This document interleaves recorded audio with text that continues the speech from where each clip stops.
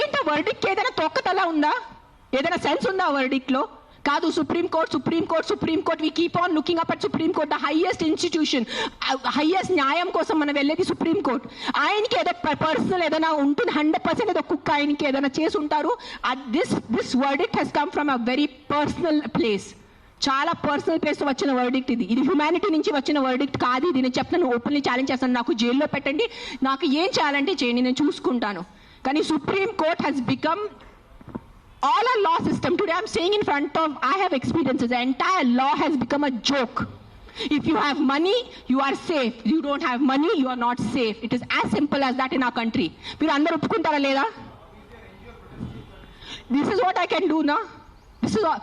Every day we are rescuing 5 to 6 dogs. Every day 5 to 6 dogs. Ambulance వెళ్తుంది, rescue అవుతుంది, లక్షల bill కడుతున్నాను. అందరికీ తెలుసు, ఎవరెవరు యానిమల్ వెల్ఫేర్లో ఉన్నారో వాళ్ళకి తెలుసు నేను ఏం చేస్తున్నాను. పాపం ఆల్రెడీ ఆ కుక్కలు చనిపోతున్నాయి. ఆల్రెడీ పాపం వల్ల యాక్సిడెంట్స్తో, ఎంత యాక్సిడెంట్స్ వల్ల రోజు bike accident, bus accident, car accident, మొత్తం నడుము మెరిగిపోయింది, మోకాలు పోయింది, రక్తం వస్తుంది. అలాంటి కుక్కల్ని నేను రెస్క్యూ చేస్తున్నాను. ఆ కుక్కలు ఎవరి దగ్గర వెళ్ళి కంప్లైంట్ చేయాలి?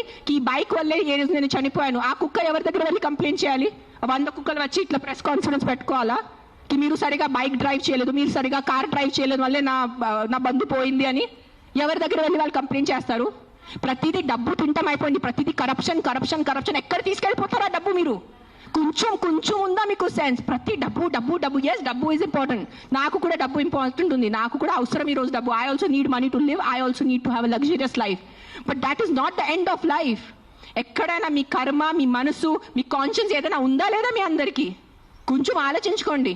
ప్రతిదీ GHMC corrupt, politicians corrupt, bureaucrats corrupt, IAS corrupt, IPS corrupt, supreme court corrupt, this corrupt.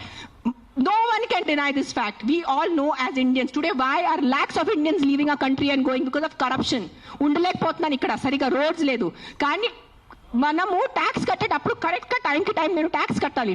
నెలకి నెల నేను జిఎస్టీ కట్టాలి, నెలకి నెల నేను కరెక్ట్గా నా అడ్వాన్స్, ప్రతి 3 monthsకి నేను నా అడ్వాన్స్ ట్యాక్స్ కట్టాలి. దానికి ఈరోజు any of you can you go to government hospital? ఈ రోజు మీకు ఒంట్లో బాగాలంటే మీరే చెప్పండి, ఈ రోజు మీకు ఒంట్లో బాగాలంటే మీరు ప్రైవేట్ హాస్పిటల్కి వెళ్తారా, గవర్నమెంట్ హాస్పిటల్కి వెళ్తారా? ఎందుకు ట్యాక్స్ కట్టట్లేదా? మీరు నిజాయితీగా సంపాదించేసి ట్యాక్స్ కడుతున్నారు, మీరు గవర్నమెంట్ హాస్పిటల్ ఎందుకు లేదు? ఎగ్జాక్ట్లీ అదే లేదు. అదే ఎందుకు ఫైట్ చేయట్లేదు?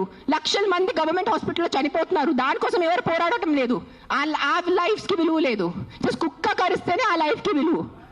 మీరు ఆలోచించుకోండి. This is all I'm saying why this press conference today is think once. ఒక్కసారి మీకు కొంచెం బుద్ధి, భయం, భక్తి ఏదైనా ఉంటే ఒక్కసారి ఆలోచించుకోండి. మీరు ఆ ఆలోచనతో మీకు ఏ ఆన్సర్ వస్తుంది అదే ఉంటుంది. కుక్కలు కరుస్తున్నాయి, దాని మీద ఉట్టి ఫోకస్ చేయొద్దు. దానికి సొల్యూషన్